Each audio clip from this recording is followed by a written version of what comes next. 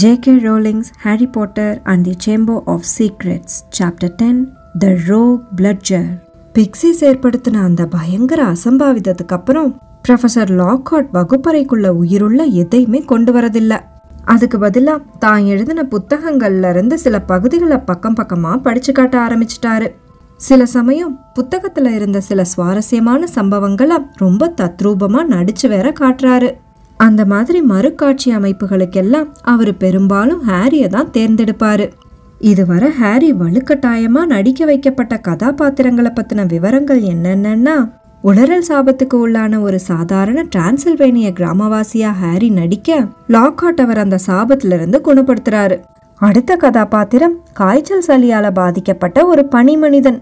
அப்புறம் ஒரு வேம்பயர் கதாபாத்திரத்துல நடிக்க லாக்ஹார்ட் அவரை குணப்படுத்தினதுல இருந்து கீரை வகைகளை தவிர எதையுமே சாப்பிட முடியாத வேம்பயரா அவர் மாறிடுறாரு. அவங்களோட அடுத்த டெஃபென்ஸ் அகேன்ஸ்ட் டார்க் ஆர்ட்ஸ் கிளாஸ்ல ஹாரி ஒரு ஓனாயா நடிக்கிறதுக்காக கிளாஸ் முன்னாடி தரதரன்னு இழுத்து வரப்பட்டான். லாக்ஹார்ட்டை நல்ல மனநிலையில வச்சிருக்கிறதுக்கான காரணம் மட்டும் இல்லாம இருந்திருந்தா ஹாரி இந்த பைத்தியக்காரத்தனத்தெல்லாம் பண்றதுக்கு மறுத்து கூட இருந்திருப்பான். இன்னும் சத்தமா ஹாரி, அதேதான், நீங்கெல்லாம் நம்ப மாட்டீங்க, நான் பாஞ்சு போய் இப்படிதான் அவனை தரையில தள்ளுனேன். ஒரு கையால அவனை தரையோட தரைய அழுத்தி பிடிச்சு மறு கையால என்னோட மந்திரக்கோளை அவன் தொண்டையில வச்சேன். அப்புறம் எப்படியோ சமாளிச்சு என்னோட மொத்த சக்தியையும் திரட்டி ரொம்ப கடினமான ஹோமோர்பஸ் மந்திரத்தை உச்சரிச்சதும் அவன் ரொம்ப பரிதாபமா ஒரு தடவை முனகுனான். அப்படிதான் ஹாரி, இன்னும் சத்தமா. குட். அவனோட ரோமங்கள் எல்லாம் மறைஞ்சு போனது, கூரிய பற்கள் சிறுத்து போனது, மறுபடியும் அவன் ஒரு மனுஷனா மாறினான். இது ஒரு சாதாரணமான சம்பவம் தான், அதே சமயம் ரொம்ப பயனுள்ளது. இன்னொரு கிராமம் கூட அவங்களோட மாதாந்திர ஓனாய் தாக்குதல்ல இருந்து காப்பாத்தின ஒரு வீரனா என்னை எப்பவுமே நினைவு கூறும். சரியா அந்த வகுப்பு முடியறதுக்கான மணியோசையும் கேட்டது. லாக்ஹார்ட் எழுந்து நின்னாரு. ஹோம்வொர்க். வாகா வாகா வேர்வூல்ஃப் கூட நடந்த போராட்டத்துல என்னுடைய வெற்றியை பத்தி ஒரு கவிதை எழுதிட்டு வாங்க. சிறந்த கவிதை எழுதிட்டு வரவங்களுக்கு என்னுடைய கையொப்பமிட்ட மேஜிக்கல் மீ புத்தகம் பரிசா கிடைக்கும். வகுப்பு முடிஞ்சு எல்லாரும் வெளியேற ஆரம்பிச்சாங்க. முன்பக்கம் நின்னு ஓனாயா நடிச்சு காமிச்ச ஹாரி வகுப்போட பின்பக்கத்துக்கு திரும்பினா. அங்க ரானும் ஹெர்மாயினியும் காத்துக்கிட்டு இருந்தாங்க. தயாரா அப்படின்னு ஹாரி முணுமுணுத்தான். எல்லாரும் வெளியேற வர காத்திருப்போம் அப்படின்னு பதட்டமா சொன்ன ஹெர்மாயினி ஆல்ரைட் அப்படின்னு சொன்னபடியே கையில ஒரு காகித துண்டை இறுக்கமா பிடிச்சுக்கிட்டு லாக்ஹார்ட்டோட மேஜையை நோக்கி நடக்க ஆரம்பிச்சா.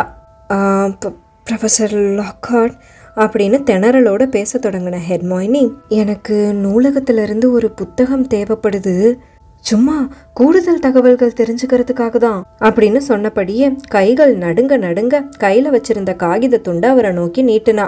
ஆனா அதுல ஒரு சிக்கல் என்னன்னா, அந்த புத்தகம் நூலகத்தோட தடை செய்யப்பட்ட பகுதியில இருக்கு. அதனால இந்த காகிதத்துல ஆசிரியர் ஒருவர் கையொப்பமிட்டு கொடுத்தா கேடிங் வித் கால்ஸ் புத்தகத்துல மெல்ல செயல்படும் விஷங்களை பத்தி நீங்க சொல்லி இருக்கிறத புரிஞ்சுக்க ரொம்ப உதவிகரமா இருக்கும். கேடிங் வித் கால்ஸ் அப்படின்னு அகலமா சிரிச்சபடியே சொன்ன லாக்ஹார்ட் ஹெர்மாயினி கையில இருந்து அந்த காகித துண்டை வாங்கினாரு. எனக்கு ரொம்பவே அபிமானமான புத்தகம் அது, நீயும் அதை ரசிச்சு படிச்சியா? ஓ எஸ் அப்படின்னு ஹெர்மாயினி ரொம்ப ஆர்வத்தோட சொன்னா. அதுவும் நீங்க அந்த கடைசி ஆவிய டீ வடிகட்டிய வச்சு சிக்க வச்சது பயங்கர சாமர்த்தியமான செயல். வெல், இந்த ஆண்டின் தலை சிறந்த மாணவிக்கு கொஞ்சம் கூடுதல் உதவி அளிக்கிறதுல யாருக்கும் எந்த பிரச்சனையும் இருக்காதுன்னு நினைக்கிறேன் அப்படின்னு ரொம்ப தன்மையா சொன்னபடியே லாக்ஹார்ட் ஒரு பெரிய மயிலிறக வெளியே எடுத்தாரு. ரான் முகம் போன போக்க தவறுதலா புரிஞ்சுக்கிட்டு, ஆமா அழகா இருக்குதுல்ல, பொதுவா இதை நான் புத்தகங்களுக்கு கையெழுத்திட மட்டும்தான் உபயோகிப்பேன் அப்படின்னு லாக்ஹார்ட் சொன்னாரு. ஹெர்மாயினி கொண்டு வந்த காகிதத்துல வளைச்சு வளைச்சு ஒரு பெரிய கையெழுத்தை போட்டு அவகிட்டயே அதை திருப்பி கொடுத்தாரு. விரல்கள் நடுங்க நடுங்க ஹெர்மாயினி அந்த காகிதத்தை மடிச்சு பைக்குள்ள வச்சப்போ, சோ ஹாரி அப்படின்னு சொன்ன லாக்ஹார்ட், நாளைக்கு இந்த சீசனோட முதல் குவிடிட்ஜ் மேட்ச் தொடங்குதுன்னு கேள்விப்பட்டேன், ஆமா தானே? அதுவும் கிரிஃபிண்டோர் ஸ்லிதரினுக்கு எதிராக விளையாடுதாமே, அப்படியா? நீ கூட நல்லா விளையாடுவேன்னு கேள்விப்பட்டேன். நானும் ஒரு சீக்கர் தான், தேசிய அணிக்காக விளையாடுறதுக்கு முயற்சி பண்ண சொல்லி என்கிட்ட பல பேர் சொன்னாங்க.